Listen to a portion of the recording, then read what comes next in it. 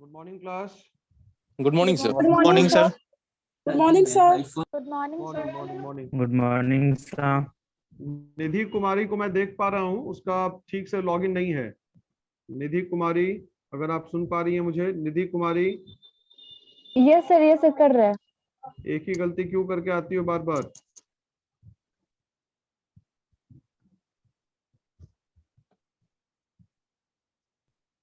तो आज हम लोगों को माइक्रो इकोनॉमिक्स में सर बात मार्जिनल करनी यूटिलिटी सर और आपको पूछना था, मतलब वहां माइक्रो से शुरू करना इकोनॉमिक्स था। में हम लोगों ने जो लास्ट क्लास में पॉइंट पढ़ा था, वो पॉइंट था कि टोटल यूटिलिटी तक हम लोगों ने पढ़ा था। मैंने बताया था कि कार्डिनल यूटिलिटी होता क्या है, या cardinal approach of utility analysis होता क्या है।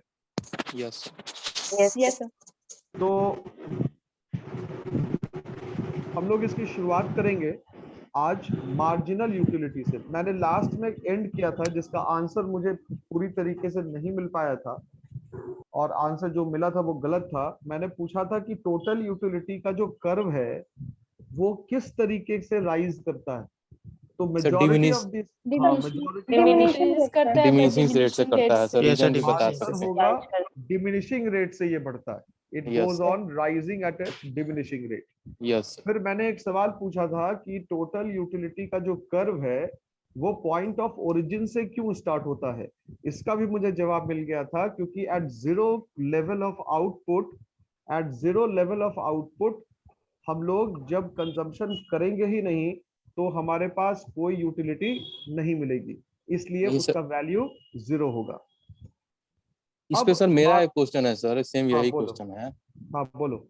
सर। आप बोले या लिखवाए भी हैं सर कि सर ये ओरिजिन से स्टार्ट होता है, ठीक है, लेकिन सर मतलब शेड्यूल के अनुसार सर 1 पे 10 है, ठीक है, तो सर 1 पे जब 10 है तो सर ये 8 से 12 का जो हम बनाए हैं कर्व सर, तो उसके बीच से ना होगा, तो ओरिजिन से थोड़ी होगा सर, ये तो ऊपर से स्टार्ट हो रहा है, मतलब 8 से 12 के बीच में जो 10 है। एक पे 10 है, 0 पे 0 भी तो है, 0 यूनिट पे 0 भी तो था। Yes sir. Yes sir. Yes sir. Yes sir. Yes. अच्छा उस केस से, हाँ तब ठीक है, मतलब नीचे से जाएगा। हाँ, तो तुम अचानक से कंजम्पशन करना स्टार्ट नहीं ना करोगे। A situation will be there when you will think of consuming, कि I need to consume. Before consumption का फेज है वो, कंजम्पशन स्टार्ट करने से पहले का फेज है। जब आप कंजम्पशन नहीं करेंगे उस वक्त आपको यूटिलिटी नहीं मिलेगी। अब मार्जिनल यूटिलिटी के ऊपर अगर हम लोग आए तो मार्जिनल यूटिलिटी क्या है। मार्जिनल यूटिलिटी का मतलब हुआ कि एक ज्यादा यूनिट, और इकोनॉमिक्स में मैं बार बार आप लोगों को मैंने समझाया कि मार्जिनल का मतलब होता है एक ज्यादा यूनिट, पहले से एक ज्यादा यूनिट, या कम भी हो सकता। तो इसीलिए लोग कहते हैं मार्जिनल का मतलब होता है वन। Marginal means one. और मार्जिनल जब पहले से एक ज्यादा है तो उसको हम लोग इंक्रीमेंटल कहते हैं। अगर एक कम है तो उसको हम लोग डिक्रीमेंटल कहते हैं। क्या कहते हैं? डिक्रीमेंटल। अगर Decremental. एक ज्यादा है, मार्जिनल का मतलब ओनली वन, ठीक है। लेकिन अगर एक ज्यादा है तो वो इंक्रीमेंटल हो गया, और अगर एक कम हो गया तो उसको हम लोग क्या कहेंगे? डिक्रीमेंटल हो गया। Decremental.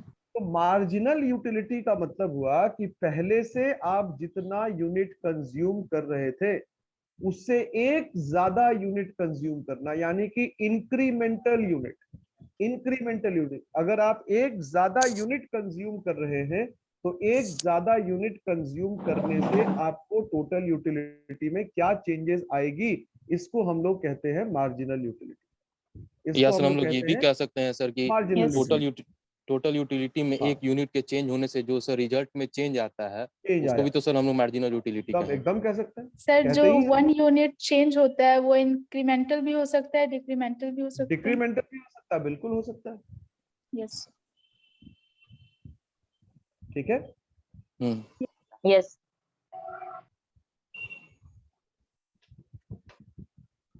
अब क्या है, हम लोग आगे बढ़ते हैं। ये जो मार्जिनल यूटिलिटी का आप फॉर्मूला लिखेंगे, मार्जिनल यूटिलिटी का फॉर्मूला, तो mu बराबर होगा mu is equal to change in total unit. mu का फॉर्मूला होगा TU1 यानी कि new total utility minus old total utility divided by new quantity consumed minus old old quantity. Quantity consume. तो ये जो TU1 माइनस TU है, इसको हम लोग डेल्टा TU कहते हैं। क्या कहते हैं? डेल्टा टीयू डेल्टा टी और Change in new total utility. Quantity minus old quantity को हम लोग डेल्टा Q डेल्टा कहते हैं। Q change in quantity. Therefore, हाँ, therefore mu is equal to delta TU by delta Q। Yes यही निकल के आएगा फॉर्मूला। यस मार्जिनल यूटिलिटी का जो कर्व है, इसकी खासियत क्या होती है कि जैसे जैसे आप कंजम्पशन को बढ़ाते जाएंगे, वैसे वैसे मार्जिनल यूटिलिटी का कर्व ऊपर से नीचे की ओर आता जाएगा। ये है मार्जिनल यूटिलिटी का curve. This is what marginal utility is all about. अब ध्यान ये देना है कि marginal utility will start from its maximum. Marginal utility will start from its maximum. Maximum से वो स्टार्ट करेगा, और जैसे जैसे ये कंजम्पशन बढ़ाता जाएगा, वैसे वैसे मार्जिनल यूटिलिटी क्या होती जाएगी? फॉल होती जाएगी। कॉल करते जाएंगे। अब ये जो फॉल कर रही है, ये मार्जिनल यूटिलिटी कर्व फॉल करते हुए एक्स एक्सिस को भी टच करेगा और उसके नीचे भी जाएगा। नीचे भी जाएगा, उसके नीचे भी जाएगा, नीचे भी जाएगा नेगेटिव। नेगेटिव हो जाएगा। अब क्या है, मार्जिनल यूटिलिटी का जो कर्व है, एमयू कर्व, ये क्या शो कर रहा है? एमयू कर्व जो है, ये क्या शो करेगा? कि मतलब सर कितना सर टोटल यूटिलिटी में चेंज हुआ उसको वो बता रहा है। Very good. ये शो करता स्लोप है ऑफ TU कर्व भी बोल सकते बाय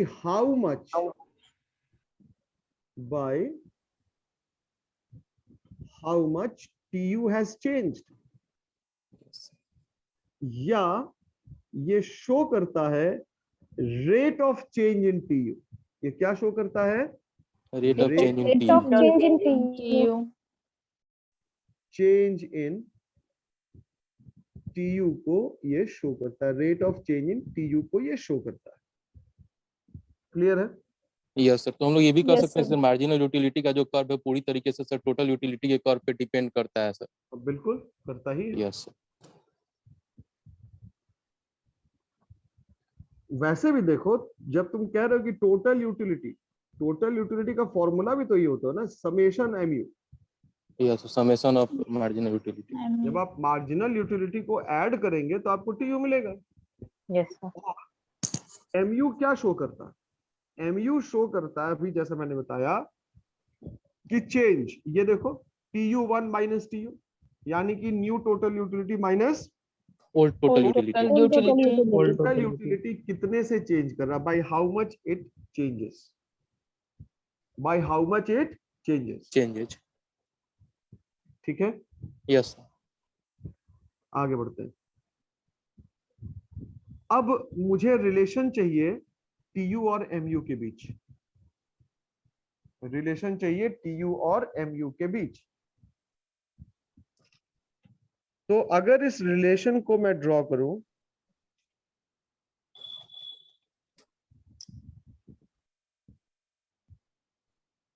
तो ये अगर आपका TU कर्व हुआ, तो ये मेरा MU कर्व हो गया। अब जहां पे इसका मिनिमम पॉइंट है, इस मिनिमम पॉइंट को ऊपर मिला देते हैं। कौन बताएगा इस कर्व को देख के रिलेशनशिप? Yes, सर हम sir. बता सकते हैं यस सर। सर मैं अनीसा सर। नहीं अनीशा नहीं, ये रोल नंबर 3 है क्या? Yes sir. चलो बताओ तो। सर TU कर्व ओरिजिन से शुरू हो रहा है और MU मैक्सिमम से शुरू हो रहा है। TU कर्व समेशन है MU कर्व का, और MU is equal to change in total utility by change in quantity. और सर इसका ये जो मैक्सिमम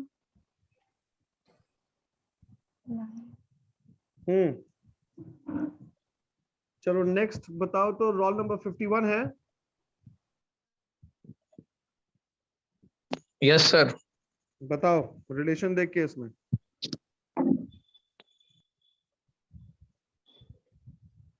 कॉपी बंद होना चाहिए एकदम।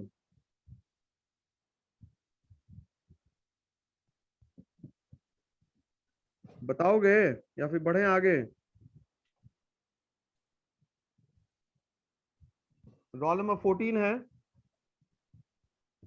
Role number 14 is there.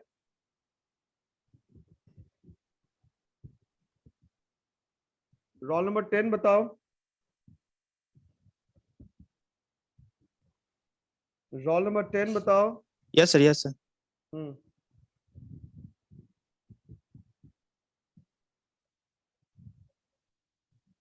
कैसे काम चलेगा ऐसे भाई? हम बताएं sir? May I, sir? Sir, May I, sir, when sir? TU curve is That T- rising at its हाँ, diminishing हाँ, rate, TU curve हाँ, is falling, but it above the x-axis, sir. X-axis से ऊपर sir रहेगा। हम्म। और sir, TU sir TU positive curve है। अपने maximum पे रहेगा सर। TU curve टच करेगा x-axis को to be 0 सर। अच्छा, और सर इसमें MU नेगेटिव ग्राफ भी दे रहा है। सर MU फॉल करेगा below the x-axis because sir negative रहेगा TU curve is falling from its maximum sir. ठीक है, वेरी गुड। इसके अलावा जो रोल नंबर 10 ने बताया, इसके अलावा कुछ और है किसी के पास? सर TU/MU जहाँ मिनिमम मिलता है सर वहाँ पॉइंट ऑफ सैटिस्फैक्शन मिलता है। TU/MU जहां पर मिल रहा है सर, वो वहाँ पे जो रो है ना एरो, वो पॉइंट ऑफ सैटिस्फैक्शन कहलाता है सर। कौन वाला बाबू? ये जिस दिस? हाँ सर, MU जो पॉइंट पे x एक्सिस पे मिल रहा है ना, अच्छा, ठीक ठीक ठीक ठीक ठीक, समझ गए, समझ मैक्सिमम गए। What's your name? What's your name? Shreyansh Kumar sir. Your roll number is 53। 53। Very good. देखिए श्रेयांश ने क्या कहा, ये पॉइंट ऑफ सैटिएटी को शो करता है। पॉइंट ऑफ सैटिएटी का मतलब ये मैक्सिमम सेटिस्फैक्शन है। हालांकि ये मिल गया, इसका आंसर मिल गया, लेकिन इसने इसको नए तरीके से कहा कि पॉइंट ऑफ सैटिएटी,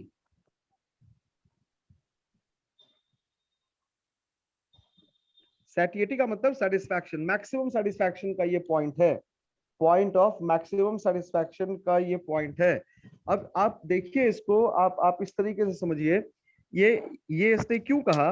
क्योंकि जहां पे MU मिनिमम, सॉरी, जब MU एक्स एक्सिस को टच करके 0 का वैल्यू एक्वायर कर रहा है, वहां पे TU अपने मैक्सिमम पे, मतलब it is the point of maximum satisfaction from whatever unit you are consuming. You are not supposed to get any further level of satisfaction from the existing unit that you have consumed, right? Yes, sir. Yes, sir. अब अगर further हाँ, consumption होता है तो वो negative में हो जाएगा और TU तो कर्व अब फॉल करने हाँ, लगेगा। तो अब मैं थोड़ा सा इस चीज को बता दूं आप लोगों को बहुत शॉर्ट में। प्रत्यय तुम बता ही दो, तुम क्या यस सर। बोल रहे थे? यस सर, नहीं हम वही चीज बोल रहे थे कि जब TU कर्व सर ऊपर डिमिनिशिंग रेट से ऊपर की तरफ जाएगा सर, तो एक्स एक्सिस जो होगा सर वो भी फॉल करेगा, लेकिन सर वो मतलब sir sorry sir, MU curve जो है वो भी फॉल करेगा, लेकिन एक्स एक्सिस से ऊपर से करेगा। और दूसरा केस ये होगा सर कि TU कर्व जब मतलब सर मैक्सिमम की तरफ होगा सर, उस टाइम में सर MU कर्व सर नीचे की तरफ जाएगा और वो एक्स एक्सिस को टच करेगा। उसके बाद सर वहां पे जब वो एक्स एक्सिस को टच करेगा, तो मेरे ग्राफ के अनुसार सर वो 5 और 6 के बीच में आ रहा है, वहां पे sir total sorry marginal utility नहीं होगा। और वही सर अभी वो बताया, वहां पे सर सेटिस्फेक्शन लेवल अपने मैक्सिमम पे होगा। और तीसरा पॉइंट ये होता है सर कि जब MU कर्व जो मतलब सर उसके बाद सर वो निगेटिव में जाएगा सर, मतलब उससे नीचे जब जाएगा तो जो इसका मतलब ये, तो जब ये निगेटिव में जाएगा MU कर्व, उस टाइम में सर जो TU कर्व है सर वो सर नीचे की तरफ फॉल करेगा, मतलब अपने वेरी गुड, मैक्सिमम से नीचे की तरफ जाएगा। Very good. ये इसका सर मेन केस हुआ। चलो, तो अब यहाँ पे एक चीज और देख लो, जो मैं मतलब तुम लोग से एक्सपेक्ट कर रहा था, लेकिन मुझे नहीं मिला आंसर, कि ये जो MU कर्व जब फॉल कर रहा है, MU कर्व जब फॉल कर रहा है और फॉल करते हुए वो एक्स एक्सिस के ऊपर है, फॉल करते हुए जब वो एक्स एक्सिस के ऊपर है, तो ये क्या शो कर रहा है? ये शो कर रहा है कि TU राइज कर रहा है, लेकिन डिमिनिशिंग रेट से राइज कर रहा है।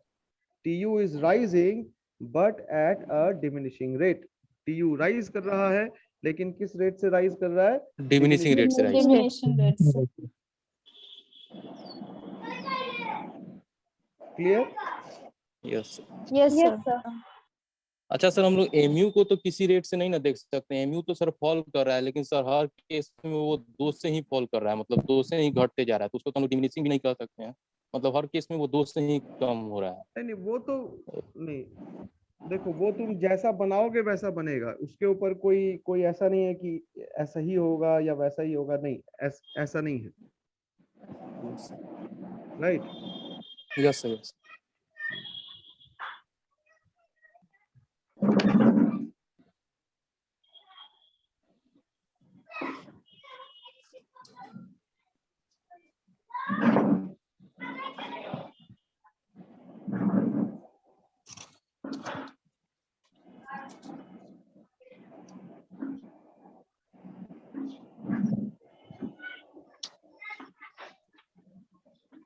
Excuse me, sir. चले गए।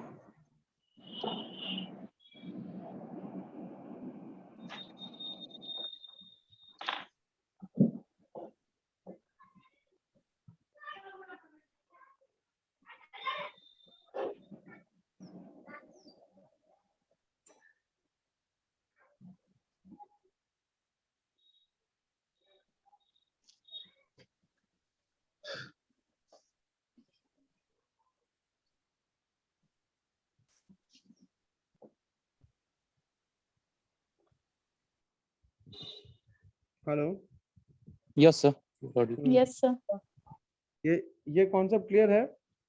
यस सर, आगे यस बढ़ें? Sir, yes sir, Yes, yes. अब मुझे कोई बताएगा कि ये law of diminishing marginal utility क्या होता है? यस सर, जब यस एक कंज्यूमर सर, किसी मैं किसी सर, एक ही प्रोडक्ट, अच्छा बोलो। तुम बोलो। अच्छा, जब एक कंज्यूमर किसी एक प्रोडक्ट को लगातार कंज्यूम करता है सर, उस समय सर क्या होता है कि उसका यूटिलिटी जो होता है उस प्रोडक्ट का धीरे धीरे कम होते जाता है। जैसा कि सर एग्जांपल में हम रोटी को ले सकते हैं सर, हम अगर रोटी को खा रहे हैं सर तो 4 रोटी मेरे पास है सर, पहला रोटी खाते हैं, उसके बाद जब हम दूसरे रोटी को खाने जाते हैं तो हमारी यूटिलिटी कम हो जाती है, थोड़ी यूटिलिटी कम होती है, फिर जब हम तीसरे रोटी को खाते हैं तो थोड़ी और यूटिलिटी कम हो जाती है, लेकिन जब हम चौथे रोटी को खा लेते हैं तो हमारी पूरी यूटिलिटी, मतलब धीरे धीरे यूटिलिटी कम हो जाती है। तो इसका अर्थात कि जब एक कंज्यूमर किसी प्रोडक्ट को कंज्यूम करता है लगातार एक ही प्रोडक्ट को, तो धीरे धीरे उसकी यूटिलिटी कम होते जाती है। ये law of diminishing marginal utility मेरे अनुसार। Anybody else? यस सर, तो मैं बोल रही थी। यस सर, अनिशा, मोनिका को बोलने दो, मोनिका को बोलने दो एक बार। Yes yes sir, thank you. तो law of diminishing marginal utility में हम लोग को ये बताता है कि इसको एक एग्जांपल से समझ सकते हैं। जब कोई इंसान बहुत ज्यादा प्यासा है तो हम लोग उसको एक ग्लास ऑफ वाटर अगर देते हैं तो वो एक ग्लास वाटर पीने से उसको जो सेटिस्फेक्शन मिलता है वो दूसरे ग्लास ऑफ वाटर पीने से उसको नहीं मिलता। इट मींस दैट कि जब हमारी यूटिलिटी पूरी होती जाती है तो रेट ऑफ सेटिस्फेक्शन जो है वो धीरे धीरे कम होते जाता है जैसे जैसे हम कंजप्शन को बढ़ाते जाते हैं। Thank you sir. तो यही तो वो प्रत्यय ने भी कहा था। इसके अलावा किसी के पास है answer? Sir law of diminishing marginal utility कुछ Yes, sir. assumption रखता है सर। तो इसमें 4 कंडीशन भी होता है। रुक जाओ Yes. एक मिनट रुक जाओ, उसको बोलने दो पहले। हाँ बोलो। कंटिन्यूअस मतलब कंजम्पशन कंटिन्यूअस होना चाहिए, कंज्यूमर जो होना चाहिए रेशनल होना चाहिए, और प्रोडक्ट जो होना चाहिए सर होमोजीनियस होना चाहिए, और जब ये कंज्यूम करे तो वो सेम टाइम पे कंज्यूम करे, दोनों प्रोडक्ट हो सर लगातार कंज्यूम करे। ये सब कुछ एजम्पशन होता है तब law of diminishing marginal utility satisfy होता है।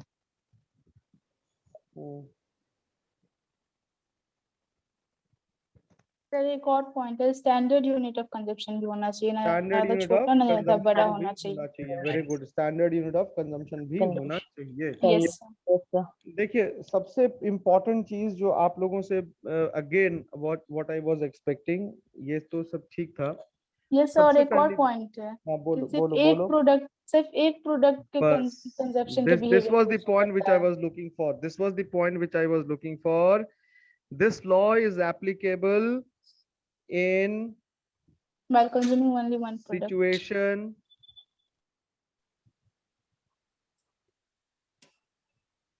where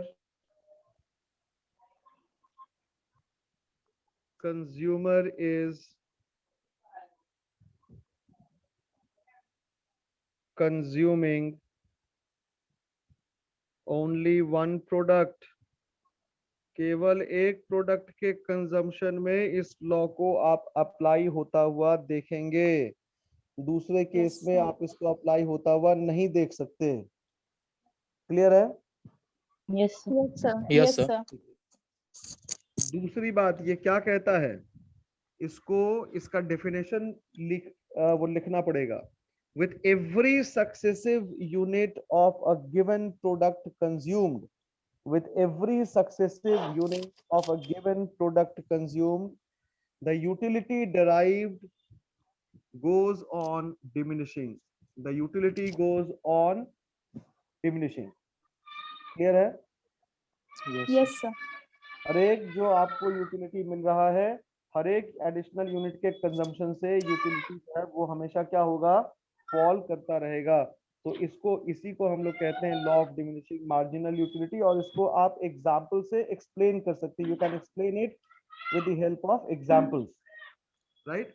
जो भी Yes, ऑरेंजेस sir. का एग्जांपल ले लीजिए, ग्लास ऑफ वाटर का एग्जांपल ले लीजिए, चपाती का एग्जांपल ले लीजिए, कोई भी आप एग्जांपल ले सकते हैं। You may take any given example, right class? Yes, sir. Yes, sir. Yes, Yes, yes, sir. ठीक है। अब यहाँ पर क्या था, एक सर उस assumption हिसाब से था। तो सर मेरा और हाँ, तुम्हारा और मोनिका का आंसर एकदम एक ही था, लेकिन कुछ पॉइंट्स वहां पर मिसिंग थे जो कि यस हाँ जो कि होना चाहिए था। जो अनीशा दे दी सर, रोल 5। हाँ बिल्कुल। अब इसका जो assumptions है, वो assumptions भी important है, assumptions को explain करना है। अब ये assumptions क्या क्या होगा, ये assumption में सबसे पहला assumption होगा कि नॉर्मल कंज्यूमर होना चाहिए। कंज्यूमर क्या होना चाहिए? Normal होना होना चाहिए। Normal consumer. नॉर्मल कंज्यूमर को एक्सप्लेन करना पड़ेगा, एक्सप्लेन कर दीजिएगा। म्यूट कर लीजिए जहां से भी आवाज आ रही है, नहीं तो फिर हम इस तरीके से बात नहीं कर पाएंगे। Normal consumer. दूसरा है होमोजीनियस प्रोडक्ट होना चाहिए। होमोजीनियस कहने का मतलब कि एक जैसा Similar प्रोडक्ट, product होना एक चाहिए। जैसा प्रोडक्ट होना चाहिए, कोई अंतर नहीं होना चाहिए। और ये पॉइंट यहीं से निकल के आता है, homogeneous product, Yes, sir. Right? ये पॉइंट यहीं से निकल के आता है कि ये होमोजीनियस प्रोडक्ट का केस है। जो तीसरा पॉइंट है, नो टाइम गैप। कोई टाइम गैप नहीं होना चाहिए। ये कंजम्पशन जो होना चाहिए वो रेगुलर होना चाहिए, विदाउट स्टॉप होना चाहिए, विदाउट एनी टाइम गैप होना चाहिए, नो टाइम गैप। क्लियर है? Yes, sir. Yes, sir. चौथा और पांचवा,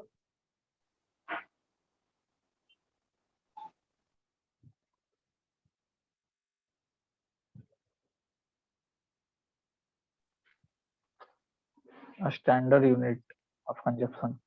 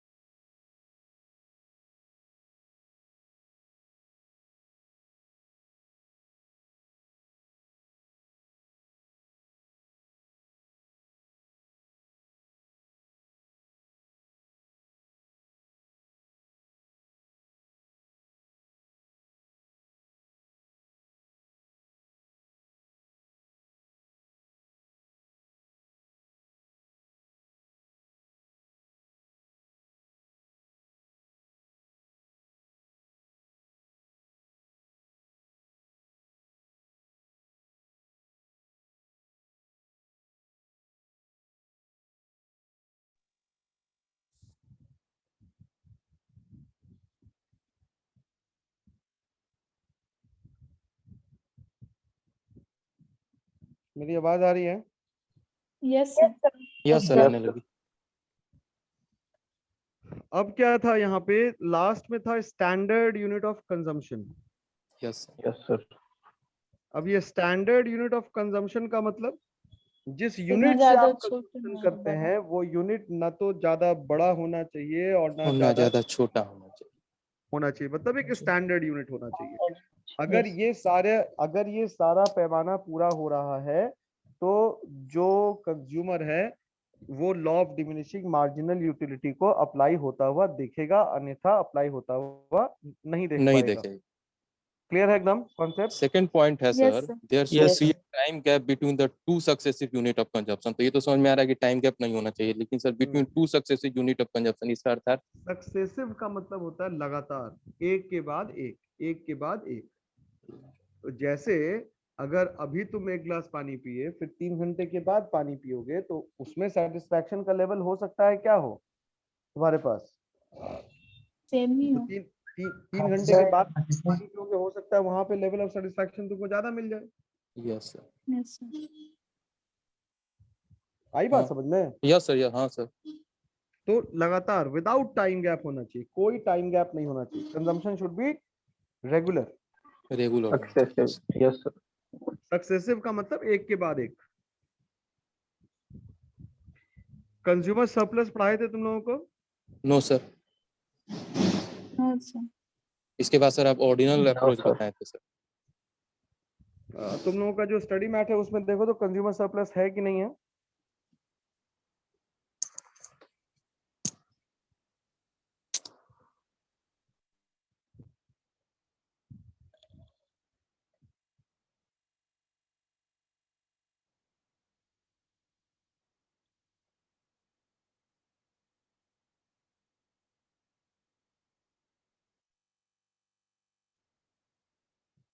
Hi sir, हम्म, consumer surplus है. Hi sir. कंज्यूमर सरप्लस है। हाँ सर.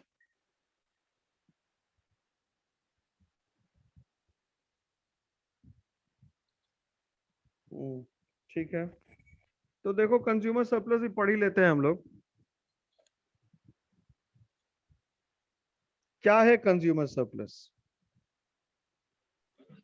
कंज्यूमर का सर प्रॉफिट। नहीं, कंज्यूमर सरप्लस को जब हम लोग डिफाइन करते हैं, सुनना ध्यान से, Extra satisfaction sir. The savings of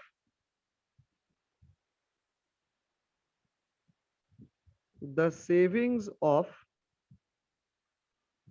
consumer, the savings of the consumer, इसको हम लोग कहते हैं कंज्यूमर सरप्लस। अब इसका मतलब क्या हुआ? सेविंग्स ऑफ द कंज्यूमर को हम लोग कंज्यूमर सरप्लस कहते हैं। What does this mean?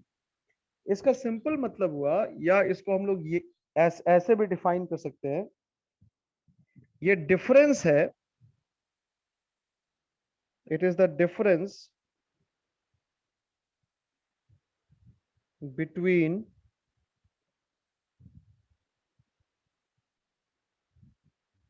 what the consumer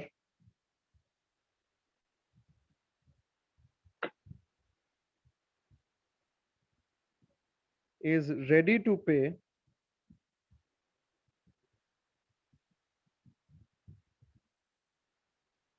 and what he has actually paid.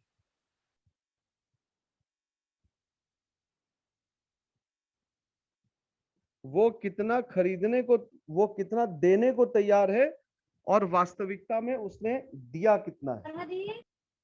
जैसे अगर आप एक कंज्यूमर हैं, आप कोई प्रोडक्ट खरीदने के लिए जाते हैं तो शायद आप मार्केट में जाने से पहले एक मन बनाकर चलते हैं कि भाई अगर मुझे ये प्रोडक्ट 60 रुपए में मिल जाएगा तो 60 रुपए तक मैं उसको देने को तैयार हूं। यस और नो? ऐसा होता है कि नहीं यस होता? Sir. yes sir, yes sir. Yes, हाँ sir. सर। लेकिन जब आप मार्केट गए और मार्केट के बारे में आपने स्टडी किया और मार्केट को जब आपने समझा, सर्वे करने के बाद जिस प्रोडक्ट के लिए आप 60 रुपए देने को तैयार थे, उस प्रोडक्ट को आपने सिर्फ 55 रुपए में खरीद लिया। जिसके लिए आप 60 रुपए देने को तैयार थे उसको आपने 55 रुपए में खरीद लिया, तो यू वर रेडी टू पे how much 60, you have actually paid how much 55। तो आपके पास कुछ सेविंग्स हुआ कि नहीं हुआ? यस सर हुआ। Savings is ₹5। इसी को Yes, sir. कहते हैं consumer surplus. This is what is known as consumer surplus.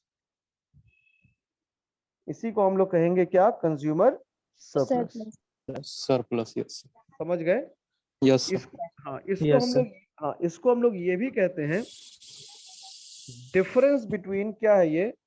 Value in use, value in use minus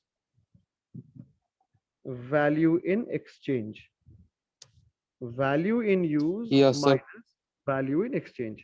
अब ये जो वैल्यू इन यूज है बाबू, वो वैल्यू इन यूज क्या है? रेडी टू पे। वैल्यू इन यूज को हम लोग क्या कहते हैं? रेडी टू पे। रेडी टू पे। Ready to pay. यानी कि आप किसी चीज के लिए 60 रुपए देने को तैयार हैं, इसका मतलब कि आपको उस वस्तु में 60 रुपए के बराबर उपयोगिता दिख रही होगी। Yes, Yes. sir. अब ये Yes, sir. Value in exchange का मतलब क्या हो गया? How much you have paid, how much Yes, you have paid. You have paid, आपने दिया है कितना। यानी कि इसको हम लोग कहते हैं एक्सचेंज। तो ये आपका हो गया कितना? मान लीजिए मैंने अभी बताया 55। 55। तो इन दोनों के बीच का जो डिफरेंस आया, दिस इज ₹5, इसको हम लोग कहते हैं कंज्यूमर सरप्लस। क्या कहते हैं इसको? Consumer और surplus. सरप्लस कहते हैं सर। सरप्लस कहते हैं। समझ गए?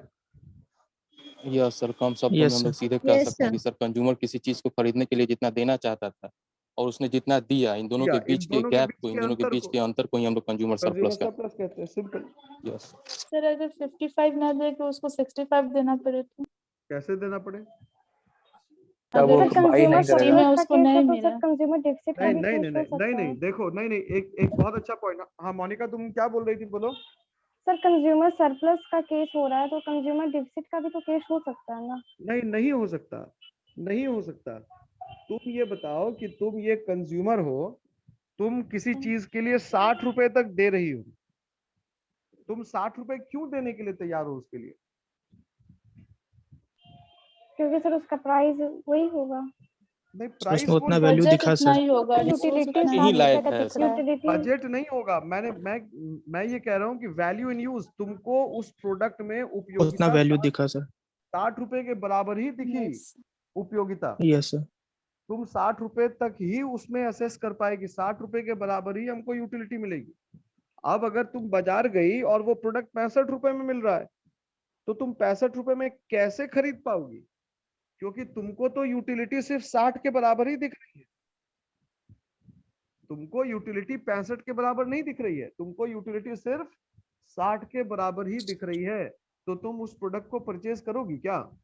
परचेज नहीं करोगी। नहीं करूंगी। और अगर परचेज करोगी तो तुम रैशनल कंज्यूमर नहीं हो, तुम समझदार कंज्यूमर नहीं हो, तुम सोच विचार के फैसला नहीं करती हो। यानी कि इम्पल्स प्रॉपर हो जाए। Yes, sir. हाँ, Yes, तो sir. एक वो कंज्यूमर impulse जो है करना है। उसका बिहेवियर सही नहीं है।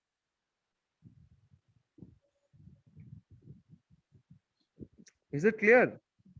Yes sir. Yes, Yes, sir. sir.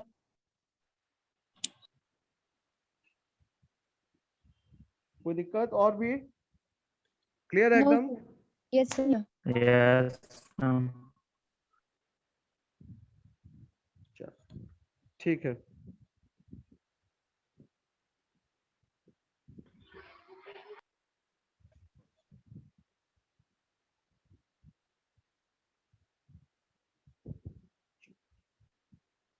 Sir, ये जो कंज्यूमर सरप्लस है तो ये तो सर और मतलब ऑर्डिनरी अप्रोच के अंदर में आना चाहिए, कार्डिनल कार्डिनल कार्डिनल कैसे आएगा प्रत्यय?